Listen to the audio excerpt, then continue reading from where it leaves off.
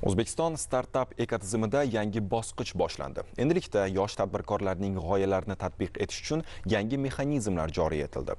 2026-yildan boshlab har yili yosh tadbirkorlar chempionati o'tkaziladi. G'olib bo'lgan yoshlar esa turli yo'nalishlar kesimida munosib taqdirlanadi. Ushbu qarorning mazmun mohiyati bilan navbatdagi lavhamizda tanishasiz. Joriy yilning 11-fevralida davlatimiz rahbari tomonidan startaplarni qo'llab-quvvatlashga qaratilgan kompleks ekotizimni joriy etish bo'yicha qaror qabul qilindi. Ushbu hujjatga muvofiq yosh tadbirkorlar va innovatsion loyihalarni qo'llab-quvvatlashning yangi mexanizmlari joriy etilmoqda.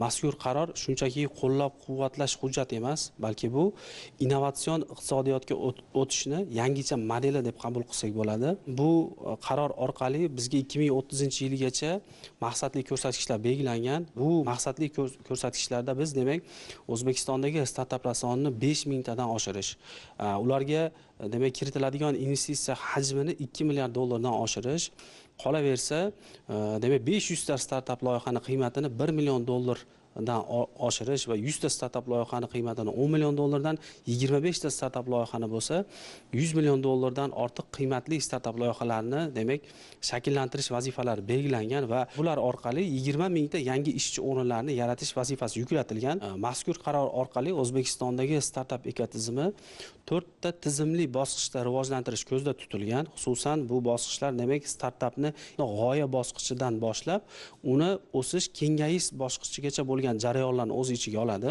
2026-yildan boshlab har yili yosh tadbirkorlar chempionati o'tkaziladi. Eng yaxshi 100 ta loyihaning har biriga 1 milliard so'mgacha investitsiya kiritiladi. Shuningdek, chempionat g'oliblari davlat mukofotlari va ko'krak nishonlariga tavsiya etiladi. E'tiborli jihati, tashabbusga nafaqat oliy ta'lim muassasalari talabalari, balki maktab o'quvchilari ham jalb etilmoqda.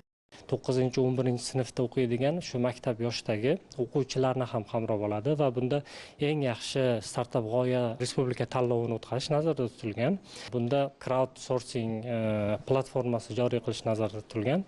Bu crowdsourcing platformasida davlat organlari, korxonalari keng masshtabni qamrab oladigan muammolarni platformaga joylashtiradi va bu orqali shu startaplar bu tanlovda ishtirok etib o'z xizmatlarini taklif qilishlari mumkin. Biz Yoshlar Ventures startaplar uchun o'z startap loyihalar ofisini yaratamiz va shu startaplar loyihasi ofisi startaplar va AQShdagi bizneslar, investorlar, akseleratsiya kupasi dasturlari va katta O'zbekistonda kelib bizni startaplarimizni ko'rib ketgan hamkorlar bilan birgalikda ishlash imkoniyatini yaratadi. Bu juda katta missiya va bir tomondan bu startaplar uchun prezidentimizning bo'lgan juda katta e'tibori deb o'ylaymiz.